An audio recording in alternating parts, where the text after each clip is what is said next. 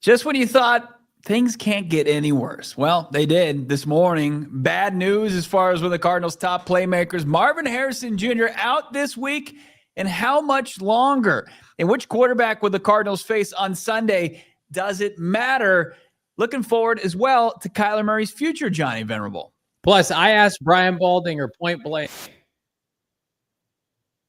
Matched in the NFC West.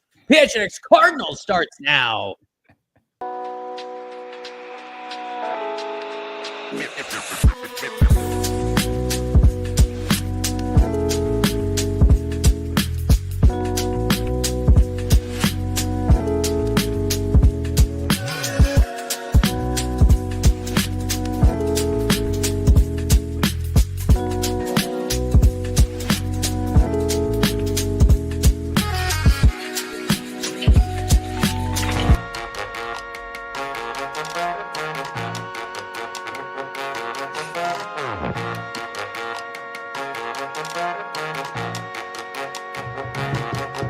Hey, welcome in. Live from Studio K, presented by our friends at Circle K. It's the PHNX Cardinals podcast, your premier Arizona Cardinal podcast. Like and subscribe. Hit that like button, please. Subscribe to PHNX Sports here on YouTube. I'm Johnny Venerable. He is Brack. This is your number one Arizona Cardinal podcast. No man behind the mic. Bo already went live today, so we should just let's just pack it in. I'm just ready. I'm ready to pack in. I'm going to see everybody draft season. I'm going to take off now. No, you can't do that. No, we're not going to allow that. We need Johnny takes. We need them in full force. What's going on, Dylan Richards? I see you. I see many people in the chat. How about Steven Jackson giving his best Espo? Hoy, hoy. Jacob, I hate this team. Alberto dropping his best live. DJ Boogie, he's got kind of a long chat there. Maybe we'll get to it in a little bit. Love to see everybody here. Of course, this is brought to you by Bet365. Never ordinary. Download the Bet365 app today. Use the code PHNX365. And then when you deposit $10, you bet $5, you get $200 in bonus bets. Nice little deal from Bet365. I believe Johnny's on deck as far as the bets this weekend, setting you up for success. What's not set up for success, Johnny Venerable? Arizona Cardinals in week 11 of the NFL season. We alluded to it yesterday. Dropped a little nugget during the show that I heard it. Defense was going to be on the rise this week, right? Walter Nolen, Max Milton. But there might be something coming down the pipe on the offensive side. And boy, oh boy, was there ever. Marvin Harrison Jr., who has been healthy all year outside of a concussion protocol game against his hometown Colts, is out this week and potentially future weeks, thanks to an appendix surgery he had appendicitis. And Jonathan Gannon, he confirmed he had surgery on Monday. I believe that's what he nailed down as far as when that happened. And we don't know, obviously the ins and outs as far as what type of procedure he had. Was it a surgeon going in there? Was it more invasive? Was it a machine? There's a couple different ways you can go about it. We just know that Marv is out against the San Francisco 49ers. I know there's a bit of a precedent as far as the NFL and players dealing with appendicitis, which Marvin had. And it's anywhere from like 2 to 4 weeks, 2 to 6 weeks sometimes. So Marvin Harrison Jr., young buck like himself, you hope now that he's on the mend post-op, as they say, that he can get back here before the calendar turns to December.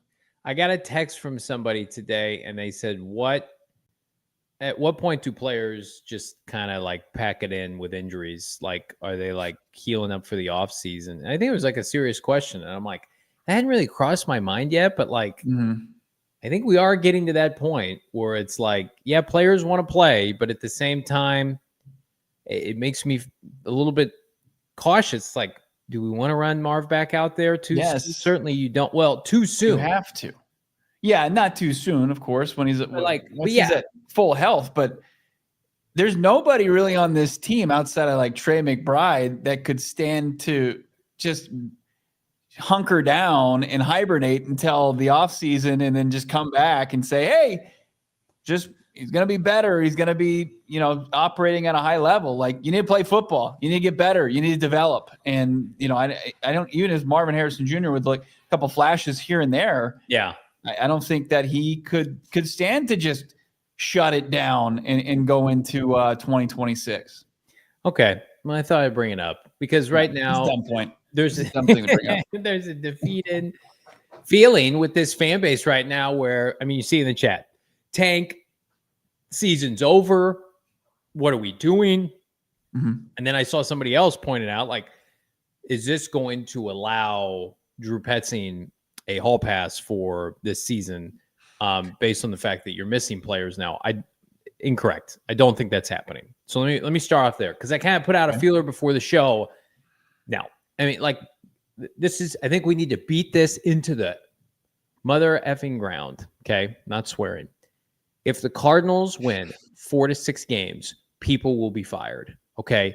They're not running the entire staff back of a 6-11 season. Okay. The team that they're playing this weekend has no players. It's playing a backup all year, have significantly less talent, I would argue, than the Cardinals. And they're going to win 9 or 10 games. I don't want to hear any excuses. Their schedule might be easier. Cardinals are out here losing to the Titans. This is the perfect weekend. Let's see them outcoach Kyle Shanahan, Robert Saleh. If they can't do it, then whoopsie. I don't want to hear any excuses this weekend. Future weekends, sure. But they're you don't have to worry about like staff change. They're going to make staff changes. Is Jeff Rodgers safe with how the special teams are? I think everybody's going to be evaluated. Now, if they do what we don't assume they're going to do, and they rattle off 5 of the next 8, and they get to 8 wins, well, let's see what the product looks like. It's a lot about the optics, right? And if the offense is better. But if they're anything less than 7 or 8 wins, I'm sorry. And even then, people will be upset. Like, the question we should be asking is Jonathan Gannon safe? Mm-hmm. There's a sub-bullet, like, coordinators get fired every year for far less. Right. Look in Seattle last year, 10 wins, and you're gone. Goodbye. We're not happy with this. Regardless of what Jonathan Gannon says publicly, he will understand the pressure. This is unfortunate. You don't have James Conner. You don't have Kyler Murray. You don't have Marv now. You were losing games with those players. Right. Sorry. Yeah. No, I think Drew Petzing's bet has already been made for the 2026 season. And if losses continue to pile up, right, and bad performance continue with a different more undermanned lineup, it's not going to matter. Like, if the offense isn't competing, if they're not competitive, if there's still failures on money downs or in the red zone, like it's going to it should, I believe it will count against whichever coordinator it may be. And I think there's more confidence, obviously, for Nick Rallis.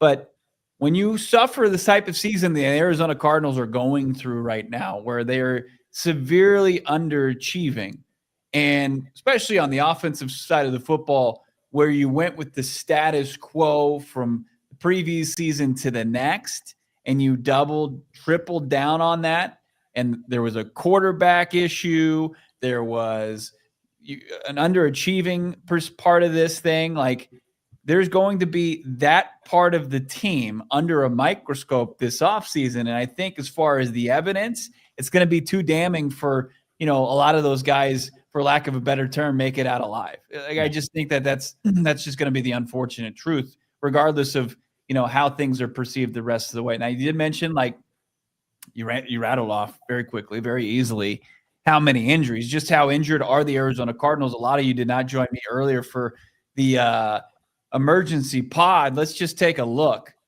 This isn't even all of them, I believe, but this is the bulk of them. Starting last training camp, B.J. Ojulari, that lingered all the way into this year.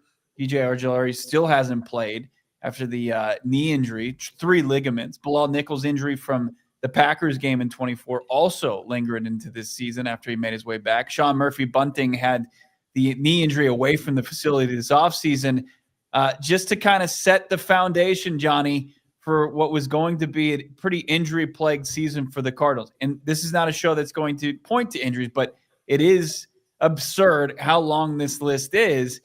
And you start to go down like Walter Nolen, the day training camp was opening, Jonathan Gannon makes the announcement. Nolen has a calf injury, and we don't see him for the entire training camp and preseason and first 7 games of the season. He's now played in back-to-back games, starting Thomas out. You go through this, you get into the regular season, and you start to see Connor, Benson, Ryman, Kyler Murray, Will Johnson's now missed significant time. Mack Wilson, who is ruled out this week that we believe he's going through a significant injury. Zay Jones done for the season. That's your wide receiver 3. And now Marvin Harrison Jr. It's just they just pile on top of each other, and it's really astounding. Can I just push back for a second? And I don't want to diminish any of these players. How many of these players are true difference makers? James Conner, Kyler Murray, of how that went down. Will Johnson. Marv hasn't missed a game yet. So let me just prep. There's 3 and 6. Marv hasn't missed a game yet. I know you went out for the Colts game. Garrett Williams missed time. That was significant. Yeah.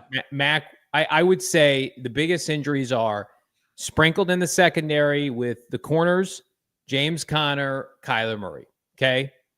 Everybody else has been healthy. Both lines of scrimmage have been healthy. Hello. Like the lines of scrimmage that they handpicked. Without Walter Nolen. Yeah. Right. But like the starters they picked, they've been healthy. Darius in and out. But, you get what I'm saying. I agree. Like the injuries are disappointing, but you got teams out here winning with far less. I have never felt like this year, like the Cardinals just had no players to go to bat with. Like there were times last year I felt, especially on the defensive line, I'm like, how are they going to field the team this week? Right. So like, I think, man, I've watched this team lose to lesser talent all year. So I'm kind of numb to this injury notion. Like they lost to a team with lesser talent, San Francisco, Tennessee Titans, right? Like how many times? I mean, I'd argue Colts wise, Packers, they should have beaten. So for me, they look bad at the beginning of the year. They look bad at the midpoint. They look bad now. I think Bo, I think the injuries could make things worse. You looked at Sunday and it's like, okay, the Cardinals have been underachieving all year, and then let's remove some of their talented players. Maybe that's what it starts looking like. A lot of it's going to be predicated on what they choose to do on Sunday. How are they going to feel sorry for themselves? They're going to go through the motions, right? How are they going to respond? Because here's the thing. The Niners just got their ass kicked too. Like the Niners just had a very non-competitive game. Mm-hmm. So like we're not going to be able to play that card. Well, the Cardinals are poised. I mean, the Cardinals are a 3-point underdog at home to Mac Jones. I mean, they're playing a backup. Cards have a backup. I don't know. I'm sympathetic of the players more than I am the coaching staff, because I do feel like most of the season, like save for a couple guys here or there, I mean, it's a line of scrimmage league. They've had all their players. Trey McBride hasn't missed a game. Up until this point, Marv and Michael Wilson have dressed every game. So running back, yes, that's been an issue. Corner at times has been an issue, although I think they've played relatively well in their absence, coincidentally enough. The Mack Wilson Sr. thing, if we want to touch on that, that's a big deal. And, I haven't shared this, and I'm going to put Bo on the spot here. Like, I wouldn't expect Mack Wilson Sr. back anytime soon. I know people are like, he's out this week. I think Mack Wilson Sr., this is Cody Simon's opportunity to relieve him, and I think Mack Wilson Sr. is going to be out. So just take that for what you want. And again, we saw he's a very physical player, and they were the opposite of physical on Sunday.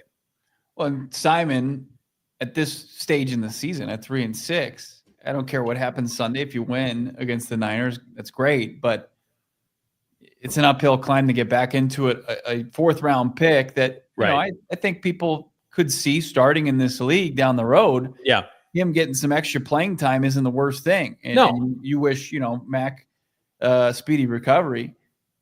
But, yeah, it's unfortunate. Like, obviously, he was one of those guys that is a captain. He's a guy that throughout this offseason. He was somebody that stepped up to the plate when they wanted to get a little bit younger, more speedier, more athletic at the position. And he went from Will to Mike linebacker, and it went relatively well. And then you've also seen it looks relatively bad without him in the lineup. So that's going to be the struggle going forward unless Cody Simon, who's proven, even in his Ohio State days, that he can be a guy that, given an opportunity, can trend the right direction. But there's going to be some rookie learning curves there. There's going to be some lumps that he's going to have to take and has already taken. But I don't think anybody said this is a product of injuries. Nobody is going to do that. If they are, I know that's not what you're saying. Yeah, no, people are, if you are, you're naive. If you think, hey, the run game is a product of James Conner being here. James Conner was here through the bulk of 3 weeks before that, and it wasn't effective.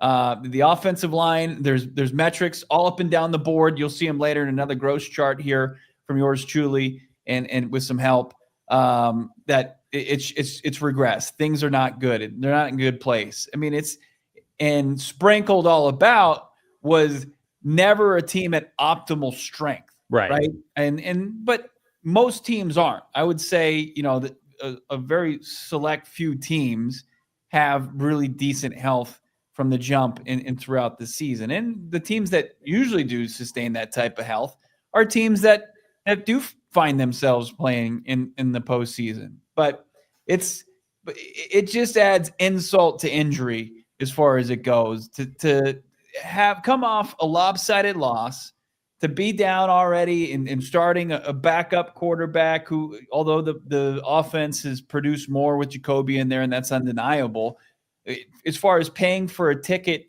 in the price of admission on Sunday, you're not getting Kyler, you're not getting Marvin Harrison Jr., you're not going to get Mack Wilson on the other side of the football, probably not going to get Will Johnson, who in the estimated walkthrough injury report today is a DMP. You're being robbed of seeing some of the top flight exciting players in the lineup come Sunday. And that's a bummer. And that's where things you didn't expect them to be this far down, tremendous as they are. Yeah. We can separate the fact that this shouldn't impact how we look at the failure of this season, but also saying I'm disappointed because I want to watch Marv continue to try to ascend. And I think it gives people unnecessary fodder to say Marv is soft and he's out. I mean, come on. Thankfully, most of the comments that I saw today were get well soon. It's great to see him, try to play well in Dallas. He took a step back Sunday. I'm not gonna reach for this, but is there a possibility he was playing hurt on Sunday? I mean, if he had to have surgery Monday, I think you could connect the dots of hey, he had 12 targets. Wasn't super effective, and he probably didn't feel very well. So I'm going to give him the benefit of the doubt, like I normally do. But my wife's a medical professional. I'm not, so I have no idea. I couldn't tell you on the show. You're not symptoms. When the symptoms start and what the severity, and was he in harm's way or could he have feel the effects? I don't know. I mean, 3 catches on 12 targets. I would imagine that's a little out of character. Yeah, I do want to call attention to this real quick in the chat. I see Chris Clark saying, jumping in the chat, but's listened since 2023. I love that. I absolutely love that. People who, it's the silent, viewers and listeners who maybe just take it in and aren't, in the chat, but we welcome everybody. We understand, we're so appreciative of everybody who consumes this show. Chris, welcome. And for those who are maybe wanting to jump into the chat, maybe hesitant because they see all the usual names going back and forth, and sometimes it gets passionate in there. It's get in. No better than time right now. So welcome, Chris, officially. Love to see you participate in the chat. I'll tell you what. Right now, it's this team may be going the wrong way, but we're gonna have, I think, a lot of movement one way or the other here in the next 2 months. It's weird because, 2023, they were losing a lot, but you understood hey, everybody's going to be back and there's clarity and there's Kyler. And it's Bo and I are going to go through very much a week to week methodical checklist of who is safe, who is not safe. Right. And I think here on November 12th, I think Bo and I are both firmly in the camp. Like Kyler Murray, they will do everything they can to try to trade Kyler Murray this offseason. Unequivocally. I won't even hesitate with that. The only other alternative is they'd have to release him. And then it goes, okay, so Kyler Murray, we are assuming it will be traded. So it goes down the hierarchy of Drew Petzing. Is he safe or not? You and I are both on the same page where it would take a Herculean effort, I think, to get through this season unscathed with Drew Petzing. I think Drew Petzing, and then you start talking about what about the rest of the offense? Who takes, if it's a Dable, you're probably going to want his own guys. And then on the flip side, like, I was thinking about this today. Is Nick Rallis safe? I would suggest that yes, he is. And this is the caveat because he runs the defense with Jonathan Gannon. Like, I don't think it would be fair for Jonathan Gannon to fire Nick Rallis, and I don't think he will, knowing full well, like, he was hand selected. They've worked together. They want to run the same defense. Like, I think like the Cardinals could maybe find an upgraded defensive coordinator. Then we're making a conversation about like, well, they should just hire a new coach then. If I want Robert Saleh to come take over the Cardinal defense, guess what? He's going to be doing it as the head coach. So if Gannon is back, by default, I think Nick Rallis definitely is back. So, But then you ask yourself, is the head coach himself back? So this is the methodical checklist that Bo and I are going to go through over the course of these next 2 months. I'm going to tell you right now, I talked to somebody close to the situation. Sunday is a huge game for this franchise and the history or the future of the people involved right now. You're at home. You're a 3-point underdog. Vegas doesn't care that Marv is out, which is unfortunate. Right. The line actually went down. It was 3.5. Now it's 3, right? So Vegas isn't concerned about that. What does your defense look like against Mac Jones this week and a bunch of misfit toys? The division losses, Bo, stack up double when you're looking at the win-loss column at the end of the year. Well, this is probably your best chance at getting a dub. It's your only chance. Yeah, it really is. I mean, you can get one finale, and we can have another one of those. Like we'll be able to see finale, through that. Just like we did it against the Niners last year, like 4 touchdown passes. This offense, like you kind of put lipstick on a pig there as far as this offense goes, in its performance down the stretch. Sunday, it should mean a lot because it's going to show after this brutal performance against Seattle where you were outclassed, every single phase, and Baldy will get into that.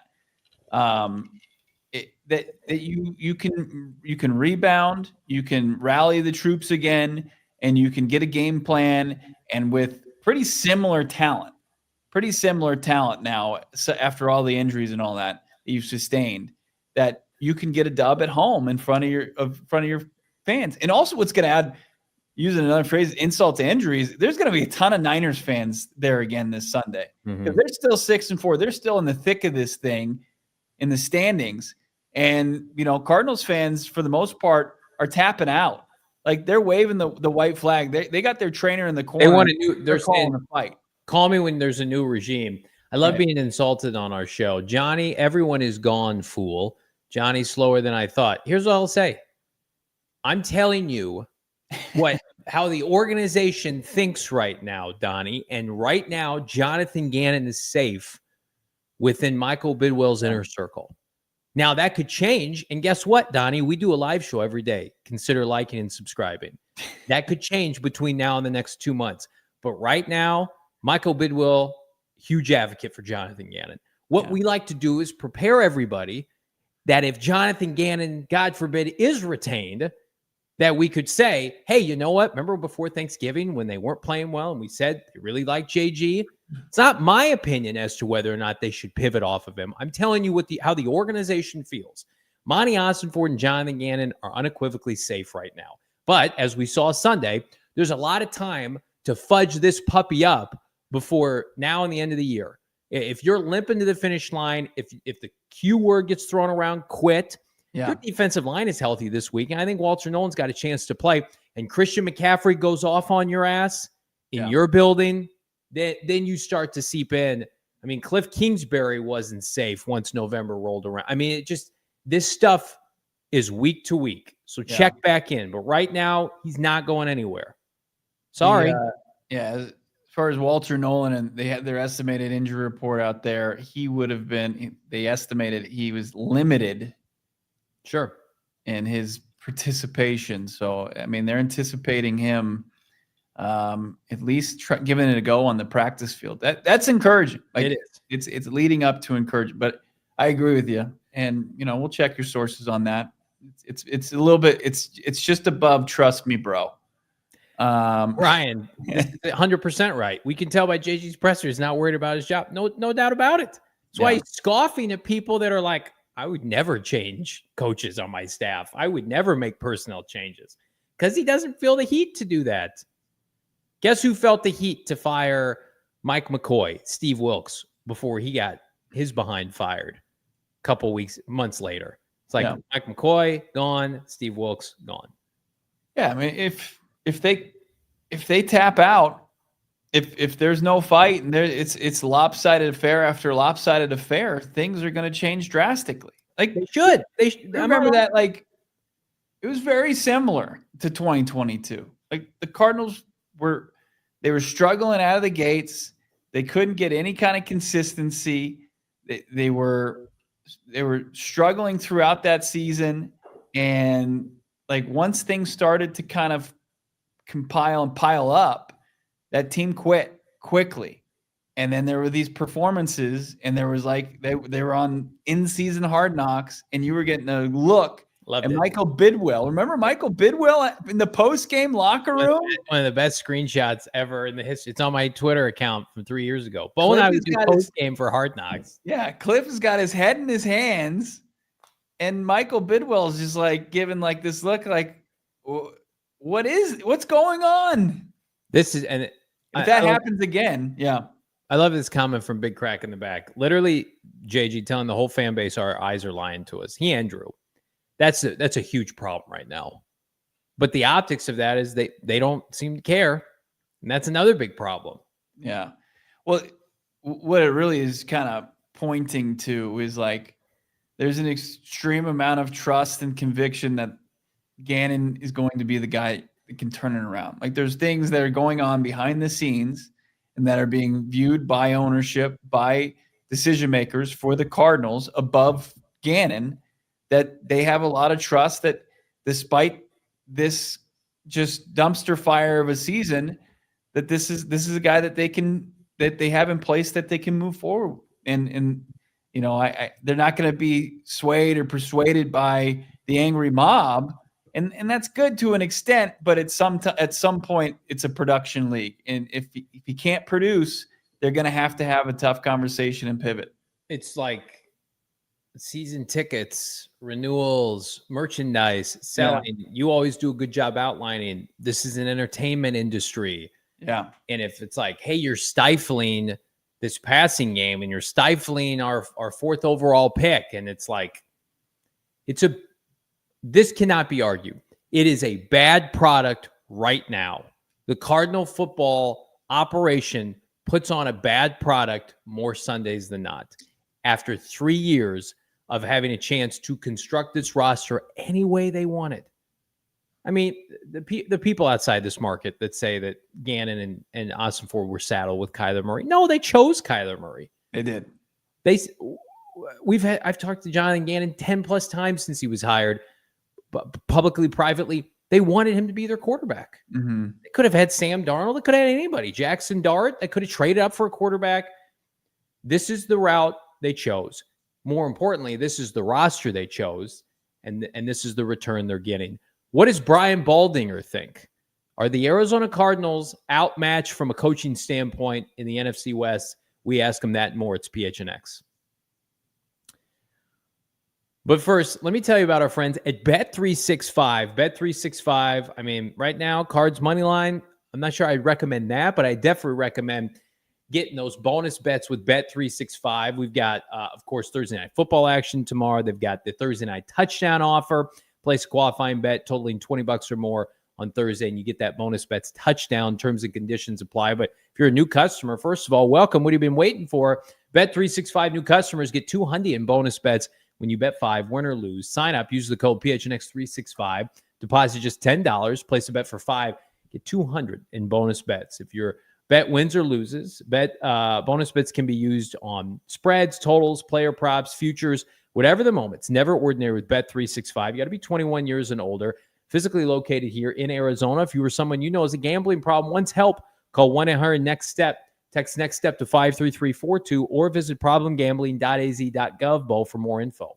Where you do your banking is so important. And so many different banks, credit unions, they're pretty similar, right? So it's tough to differentiate like where you can really kind of make the most of where you keep your money. And Mountain America Credit Union is helping you maximize and enjoy the perks that you deserve with their My Style checking for your lifestyle. Check them out right now, macu.com/mystyle to apply. This is what you can get. It's not just, hey, I'm going to pay my fee once a month. This is where I keep my money. And maybe you get minimal interest and all this and that. No, you get bigger perks with the My Style checking account. You get to enjoy restaurant deals, mobile phone protection, telehealth access, identity protection, loan rate discounts, offers on travel events, and so much more. Loan rate discounts? Who doesn't need that these times at this time of when we are on the planet right now? I mean, it's that simple. Mountain America Credit Union, macu.com, insured by NCUA, membership required based on eligibility. Some benefits require no cost registration and activation. Terms, conditions, and exclusions apply. macu.com/mystyle. Like and subscribe, PHNX Sports. This man was catching some of the best that the Big 12 had to offer. BYU, Texas Tech. That was a great matchup. Also, not great matchup. Seahawks, Cardinals, what the NFC West has to offer. I think the best they have to offer is coming up this week between the Rams and Seattle. But, Baldy, just your initial thoughts on that drubbing the Cardinals received last Sunday. I mean, look, I have not seen any game so far this year through 10 weeks where it was 28-0, 35-0, and there was like no – I mean, we weren't even halfway through the second quarter. I haven't seen anything like that. And so, you know, you fight, you score a couple touchdowns, you know, and all that stuff. You take the ball away, you get a couple short fields, you know, but it's never a game. It's over. And so it's a shock. It's a shock. But, I mean, you know, when – Tyrese Knight come with two blitzes right up the middle, and Tank Lawrence picks them both up off a hop and walks into the end zone. I mean, it just compounds the issues with covering Jackson Smith and Jigba or Cooper Kupp, or not being able to sustain any offense to stop that from happening. It was just a complete meltdown on all phases. Baldy, we've talked about it ad nauseum this week about who's to blame, what's the root cause of this. Let's start with the offensive line. You talk about one of the more disappointing units in the NFL. This was their calling card the last 2 years. It's the same set of players. I would argue they have better depth than they've ever had at this position up front, and yet they look completely out of sorts. I mean, Mike McDonald had them, their mind in a pretzel all day Sunday. Is this players? Is this coaching? Because I look at this and it's like, these are the players you wanted to roll with into the season. We're, 10 plus games into this now. This is the product as a result. Yeah, they're not good enough. They're not good enough right now. I mean, what Seattle did, but Seattle defensive front is for real. I mean, those guys, Leonard Williams has never played better than this. Byron Murphy has developed, Tank Lawrence. I mean, they're Nwosu. You go through the list, Jerron Reed. Like, those guys play like that every week. I mean, nobody runs the ball against them. And so, but they're, they have pass rush. They got to the Brissett. I mean, it's just a basic middle linebacker blitz. I mean, it's just back on back. I mean, just not to be able to pick it up and to see the quarterback just, struggle like he did, just holding on to the ball. I mean, I've seen Tom Brady go through a whole season and not lose one fumble.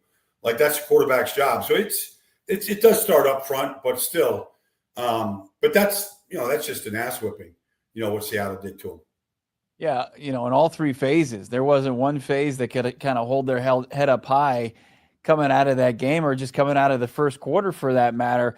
Talking about the quarterback, Jacoby Brissett, the 3 strong performances previous to that, and then the 2 turnover plays. Still statistically, cosmetically look good. What'd you see from Jacoby in his 4th start for the Cardinals? Well, I mean, it was not good between him and Marvin Harrison. I don't know how many incompletions there were with the ball going to Marvin. There might have been 10. I haven't seen that type of inability to get the ball to a receiver. Like, that's not good. But the ball security is was the story. Not just to give him 2 touchdowns like that. Like nobody wants that on the resume.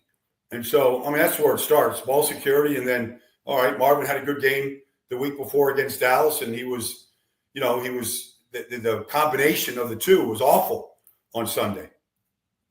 Baldy, look at the defensive side. I've made the argument this week, like Mike McDonald is what the Cardinals defense wants to be, what they've said they've tried to be. And it's the complete opposite. Seattle's actually been pretty marginal rushing the football this year, but in 2 games against the Cardinals, they've rushed for almost 400 yards. Like, what do you think the status is with this defense right now? That just at one point in this game, Seattle ran the ball 12 straight times. I saw that, and honestly, they made Anthony Bradford, look like he was Steve Hutchinson. Like he looked like he was an All-Pro.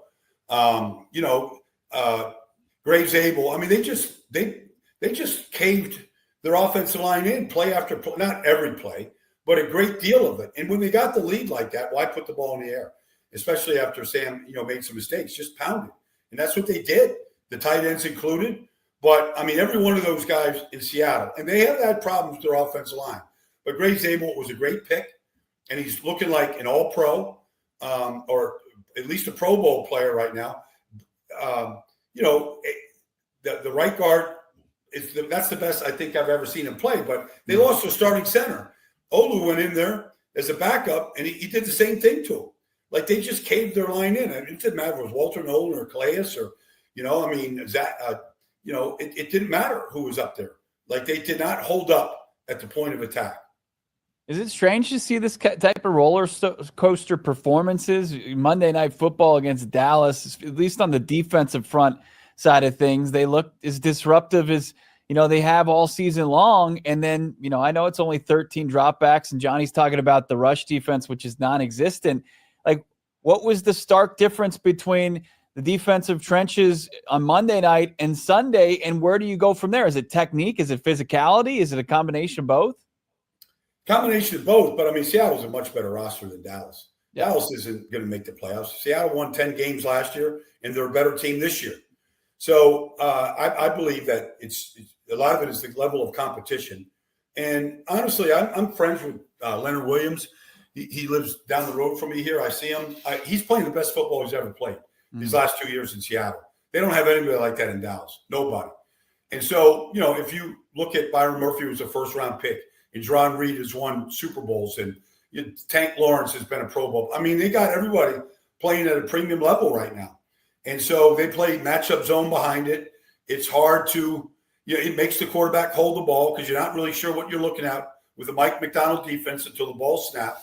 And, this is what he did in Baltimore when they were the number 1 defense in football. And they led the league in both sacks and in takeaways just 2 years ago. And now it took a half year last year to kind of learn it and understand it. But now they're executing it and in his vision of it with the players to do it. Baldy, one of the most difficult things for us to decipher is to be able to put a label on this season. They've had a lot of injuries. I don't want to dismiss that. Kyler's been out. Now Marv's out. But, you look at San Francisco, they're winning with Mac Jones and, minimal defensive starters available for Robert Saleh. This is a pretty blunt question, but do you feel like Jonathan Gannon and his staff are overmatched in the NFC West? Yeah, I would say so. I mean, we're talking about, Kyle Shanahan has had teams to the Super Bowl. Sean McVay has won a Super Bowl. Nobody has put out more head coaches in this league than Sean McVay. They rebuilt their entire defensive line. I mean, it's a whole operation. Leslie, Sean McVay, like their vision and how they have drafted, fortified, added free agents, Nate Landman at middle linebacker, whatever. Like they haven't made many mistakes. They got rid of a guy that went to a Super Bowl in Jared Goff. They weren't happy. He was the first pick in the draft. They're like, we can do better. So it's really the standard. Like not many teams would have unloaded Jared Goff after you've been to a Super Bowl with him. But they're like, we have to play better at that position, And so Matt Stafford has. He could easily be the MVP of this league. But, they went and signed Devontae Adams. He's been on 3 teams in the last 2 years. And he leads the league in touchdown catches right now. They drafted Puka in the 5th round. Nobody can guard him. They play 4 tight ends. And all of them have scored touchdowns. Like nobody plays 4 tight ends in this league. but that's the direction that they want to go to protect Stafford and to get the running game going. Like, they have a different vision. And so is the coaching the same? It isn't. And that's not a knock on Jonathan Gannon. He's gotten his opportunity. It's not a knock on Monty. But two teams have rebuilt their teams in a short period of time that are much better than what Arizona is.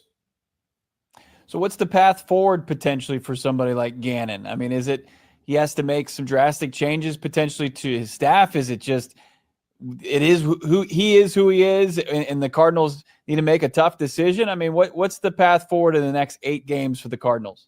Well, I mean, they got to decide what their quarterback situation is going to be because, New England has turned things around in identifying Drake May as their franchise. I just saw him play. He doesn't make many mistakes. He's a franchise quarterback, and all they did was what you're supposed to do. They fortified everything around him, whether it's Stephon Diggs or draft picks on the offense line, whatever. Coaching, Josh McDaniels has won a lot of Super Bowls as an offense coordinator. But you've got to look real closely at what you have. And is it a mirage? Are you happy winning 8 games and being competitive? Or are you going for it? Because Seattle had Pete Carroll. They had Geno Smith. They won a lot of games. But they're like, John Schneider was like, we got to do better. We need improvement. And maybe Mike McDonald is the guy. Maybe, we'll find out. But they feel like for sure Sam Darnold's an upgrade on Geno Smith. And Geno won 10 games as a starter, or most of those games he did. So, it's about what are you content with? What are you unsatisfied by? And what can you do to improve position by position? It's not just the quarterback position. They've looked at the left guard was a first-round pick. At guard, not many teams are willing to do that, but he's made a big difference. So they blew out their starting linebackers last year. They didn't like them. They didn't like the way they played. They like these kids they have in there right now. So I don't know, they picked up Tank. Would Tank Lawrence look a lot better in a Cowboy uniform with their pass rush? Yeah, compared to how he's playing right now. So they have identified weaknesses and addressed it. We assume that Gannon and stays, and then the defense needs to perform, right? That's an easy check that you're like, okay, you have to be able to hang your hat on this. And I would assume Nick Rallis would stay as well. Would you trust Drew Petzing and the offensive infrastructure to support a rookie quarterback next year? They might have no choice. It might be what they have to do. The record might put them in a position where there's an elite player there. They can't turn it down. I think they've seen enough of Kyler. I'm not running him out of the gym, but I think they've seen enough of him and what he can be. I think they would be lying through their teeth if they thought Kyler could go win a Super Bowl. I mean, it'd be a silly notion.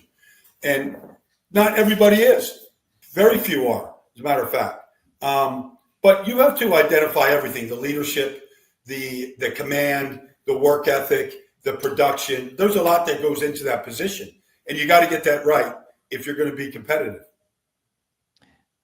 49ers licking their wounds after a bad performance against the Rams, but they're doing it at 6-4. Cardinals now at 3-6 on the season. They come to State Farm Stadium, as we mentioned. No Marv, no Kyler, no some key players. Mack Wilson's already ruled out of this game at the linebacking position. But we know the Niners are undermanned as well. What's the path to victory here for the Cardinals? What's the path to not suffering another non-competitive game like they did last weekend? Well, I think, honestly, all the questions you're asking, Johnny and Bo, right now are what is going to be on display Sunday. Is the 49ers, are they a better coach team with what they have than the Arizona Cardinals are? That's how I'm looking at this game. I know how I do stuff with San Francisco. I know how undermanned they are and who they have lost. But I also have seen Mac Jones play really well with whoever he's thrown it to. Jake Tongas. He'll throw a touchdown pass. It doesn't matter what the name is. But they do have McCaffrey. They do have Kittle. They have Juice. They have guys that know how to win games. And they have a coach that knows how to win games. And a coordinator that they believe in. They're starting to kid Taylor Bethune. He was a 7th-round pick, but he leads them in tackles. He plays like Fred a little bit. He's not Fred Warner, but he plays like him. So this is, to me, you wanna be here for the long term, go out-coach the 49ers. Go win this game because it's a winnable game and you need to win really bad. So, let's see the coaching, the scheming, the decision-making. Let's see it from the coaching staff this weekend against San Francisco. Baldy, where are you at this weekend? I am headed to Buffalo, Tampa, Buffalo this weekend. So we'll see two teams that are licking their wounds after disappointing losses last week. We'll see which team really rebounds to get and stay in the playoff picture. Let's sneak this in there. Clint Kubiak, is he this year's kind of Ben Johnson? Is he going to be the hot coordinator come this offseason? Well, when that offense is humming, it's a symphony. And his dad did it. They won a championship in Baltimore with this. That offense is very, very well run, and they don't beat themselves. It's very well coached. They got good players. I don't think anybody thought Jackson Smith and Jigba could be a dominant number one receiver when he came out of Ohio State. He was a slot receiver. This is his role. He is easily top 5 receiver in this league right now. Nobody can really cover him. And so, I mean, is that a function of Clint Kubiak? Yeah, a little bit. Like, he's identified. He's matching them up.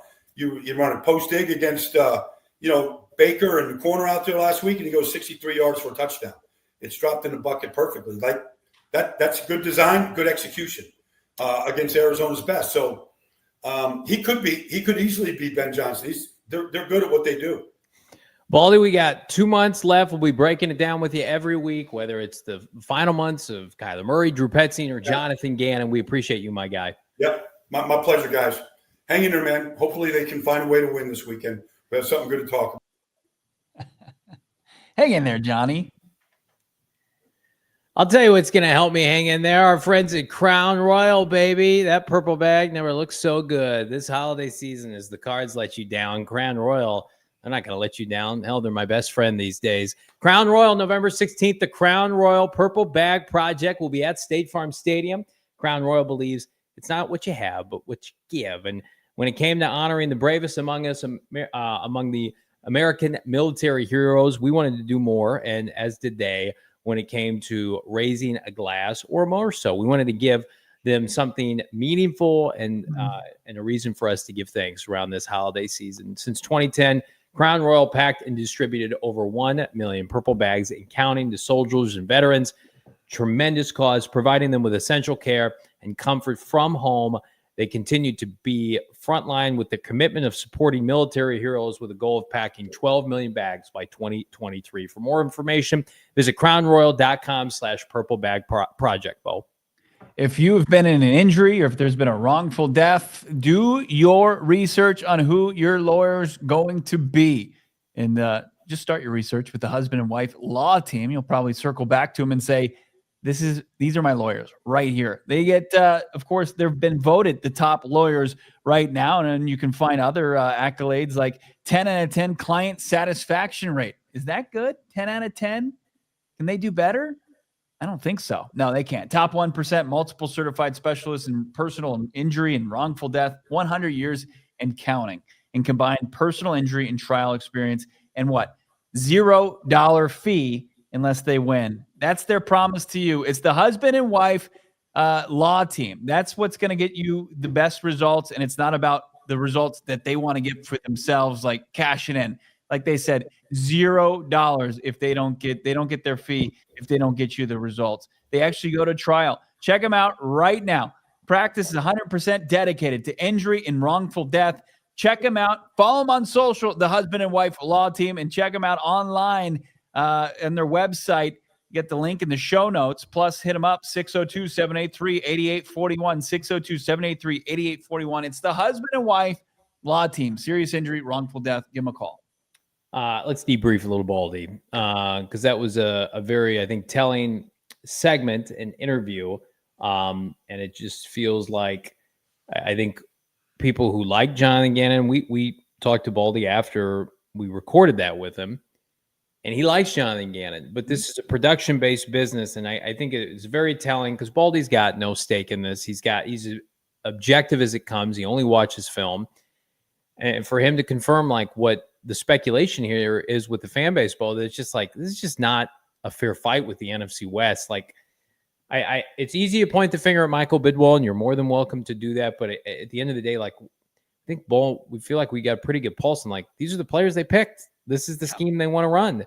I mean, like we can't sit here and blame everything on ownership. I think there's got to be some responsibility taken from the staff, and I think that's probably the biggest point of frustration with this fan base right now is you guys chose this path. It's not a winning path, and it feels like there's hostility right now. Well, you're causing this hostility, right? In the ever-changing NFL landscape, especially in the NFC West, where Baldy pointed out, and you've pointed out, the success, especially from the coaches in San Francisco and Los Angeles. Right. These are two organizations that are consistently putting themselves, in the thick of things, year in and year out. Like, sure, there's like a one-off where the Niners are down, and then the Rams, like, they struggle, but inevitably get to 9-10 wins or win the division. Yeah.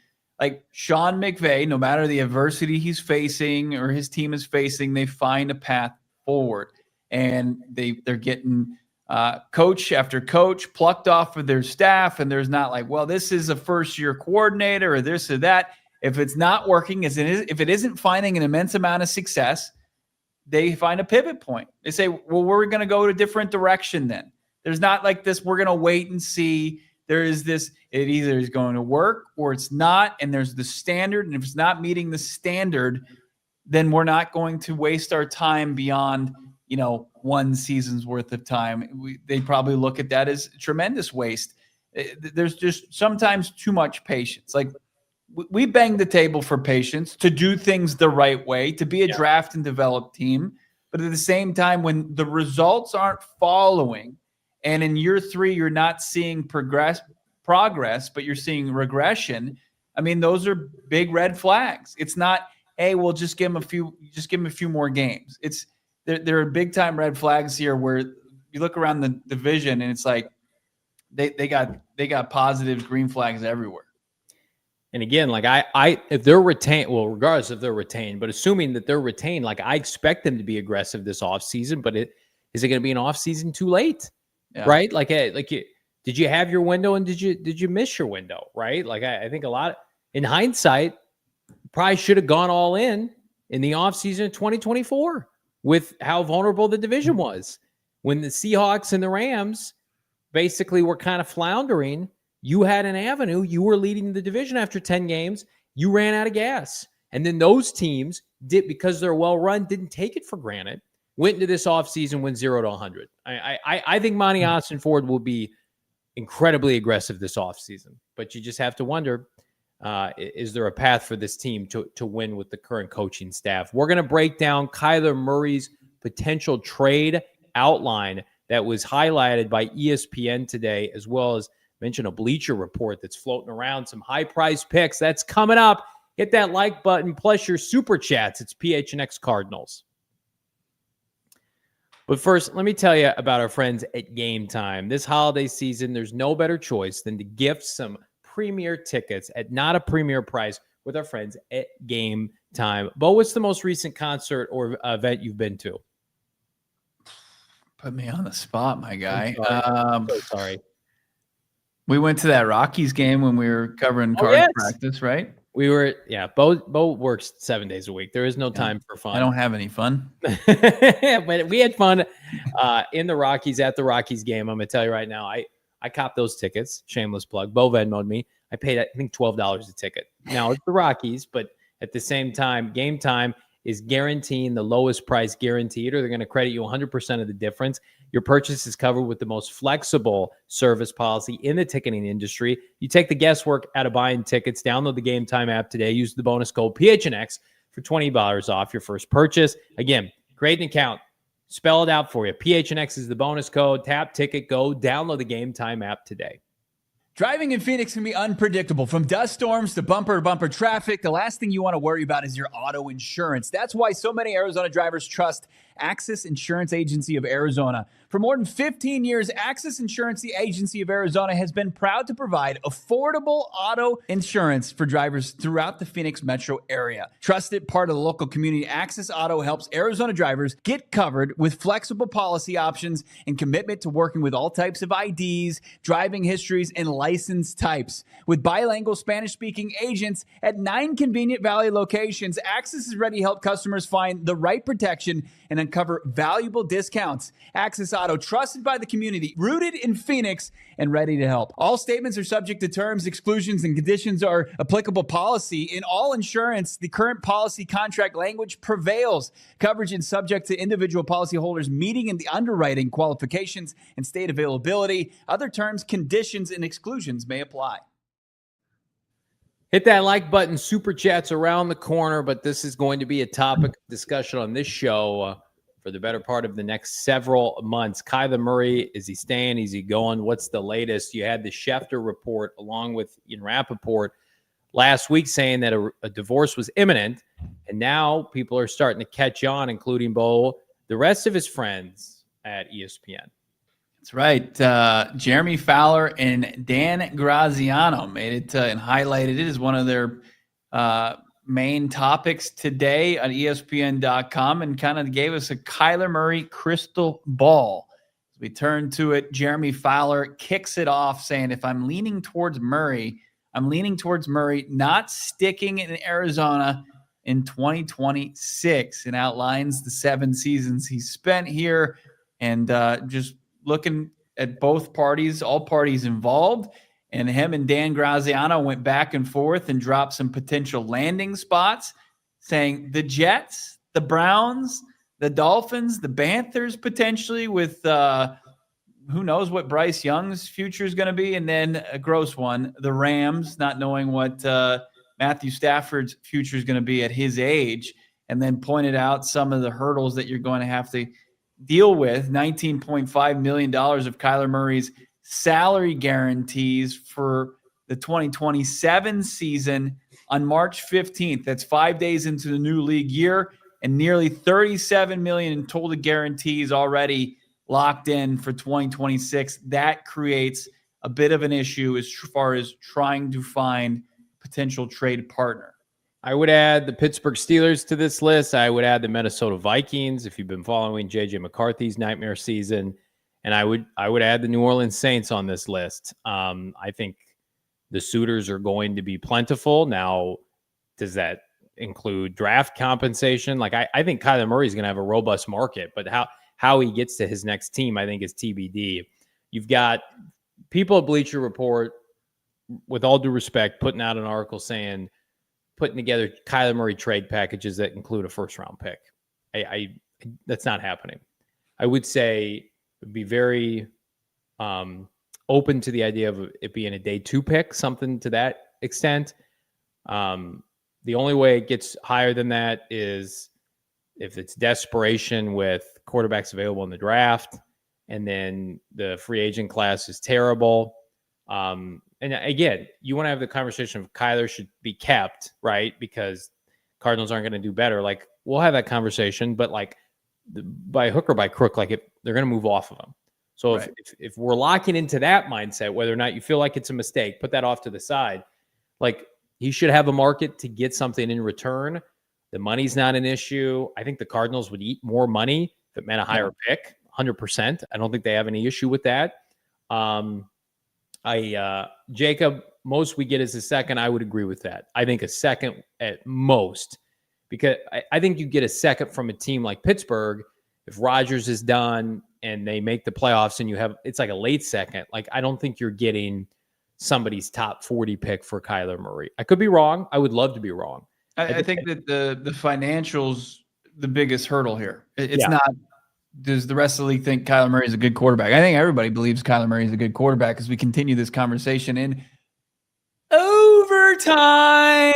Pew, pew, pew, pew. And I've got a full transparency, pour one out for OT. We won't be going to overtime any longer. This is the last overtime. Doesn't mean we're not going to go beyond an hour on each show, but Noah said no more overtime. And wow, rude. We just report to Noah. So is that a bad omen for Gannon with shots explosives? I hope not.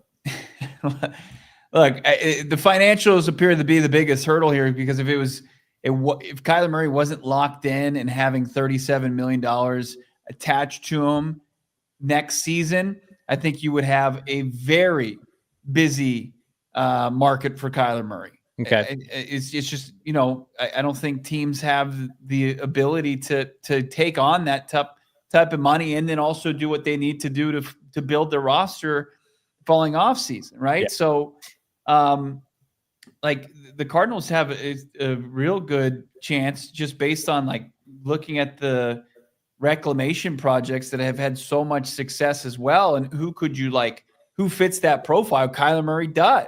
Yeah. Like, and like people will start to like, they'll yell at their computer screen, their smartphone, whatever they're consuming this and say, well, why are you getting rid of Kyler Murray? It's just the Cardinals organization.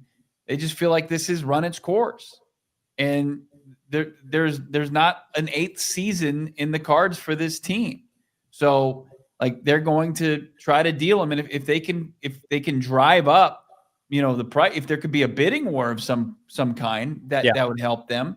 But yeah, I agree. I don't think that, I think a first round pick is just unfortunately too rich with the contract being the biggest issue. Yeah. And you have a lot of teams don't even have a first round pick this year. Let's jump into your super chats here. If we could, as we continue here on a Football Wednesday. Brian, $5. In my opinion, we should still draft a right tackle over a quarterback in round 1. A bad right tackle has made 2 QB suck. Shore up the O-line first before we ruin another QB mock season, Bo. Yeah, let's take a real quick look at a gross chart because it's gonna back up how tough things have been with it. Yeah, let's throw up the official gross charts segment. This is gonna be a little impromptu. Here we go.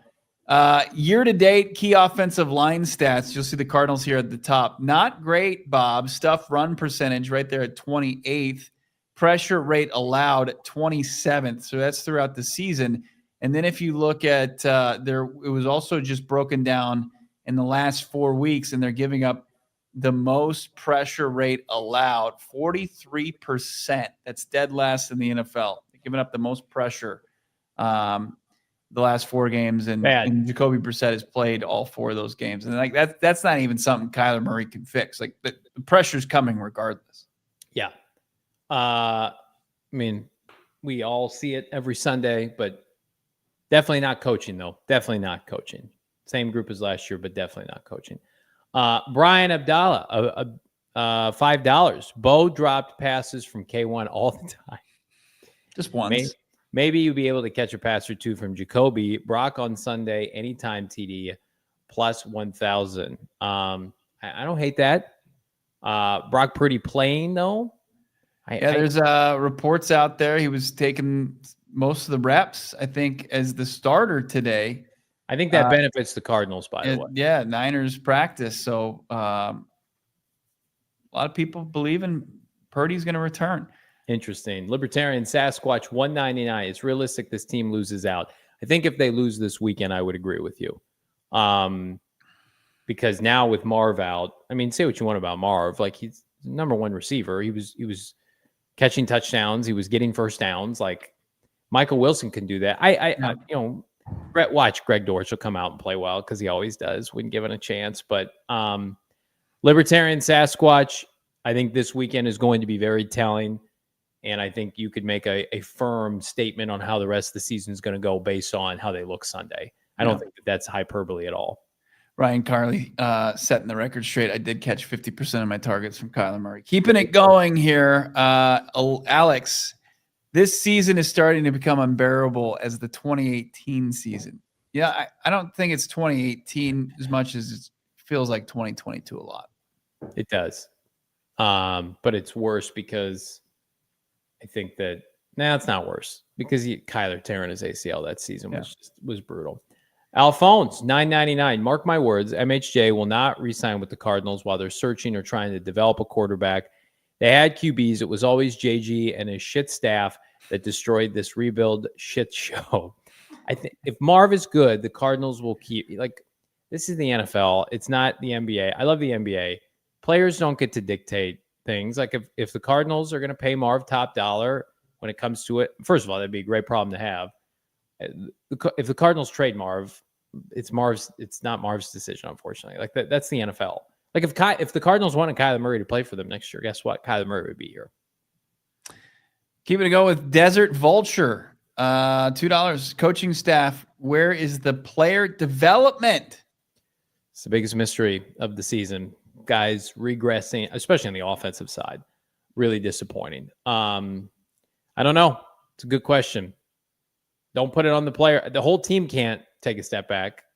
If it's one or two players here or there, it's always been my argument. If Drew Petzing can get, Marv can't get, over 100 yards, but if other wideouts are doing it, then that's an indictment of Marv. But when Drew Petzing can't get any wideouts over 100 yards, I'm sorry, that's a you problem. Alphonse, $4.99, Bo, 26 season has now become a throwaway year. Enjoy Pickett or some trash free agent. Ultimate fumble by this organization. There's no chance they would do that.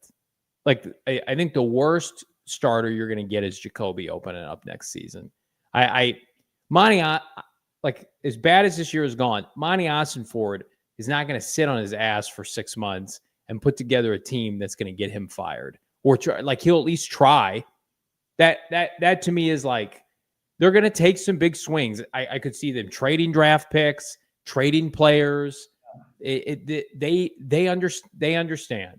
Monti Ossenfort, if you think Jonathan Gannon is stoic, Monti Ossenfort is the opposite of that. So, but Gannon feels like he has to be right now because he's protecting his coaches. Yeah.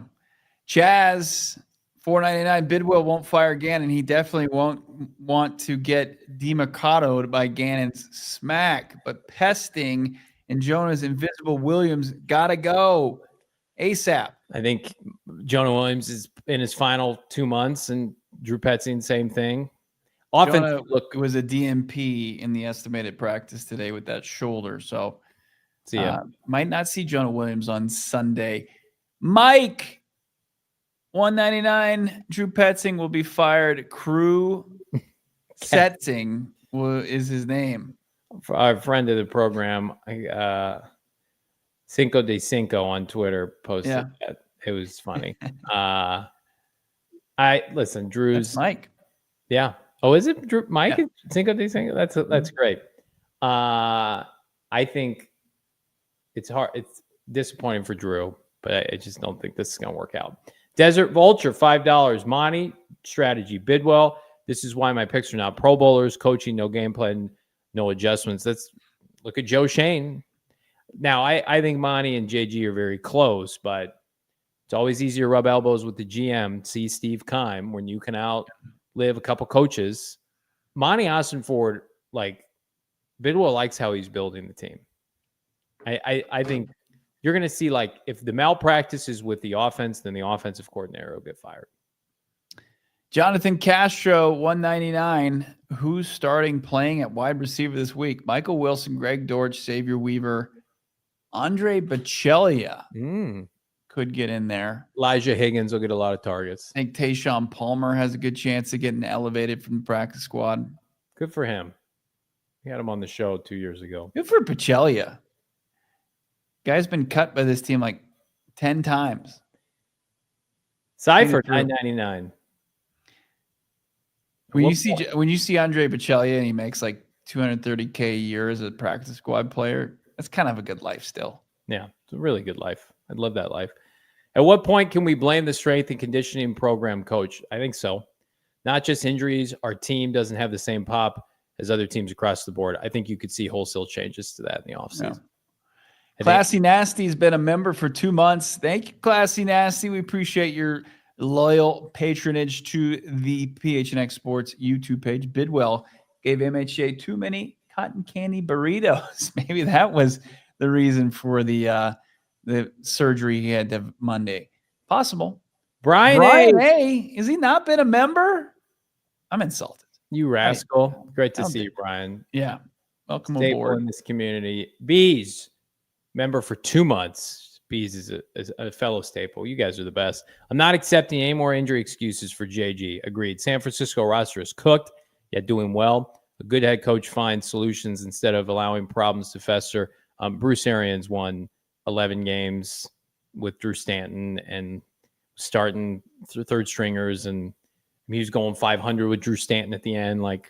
The elites, they show you. The good coaches, they show you.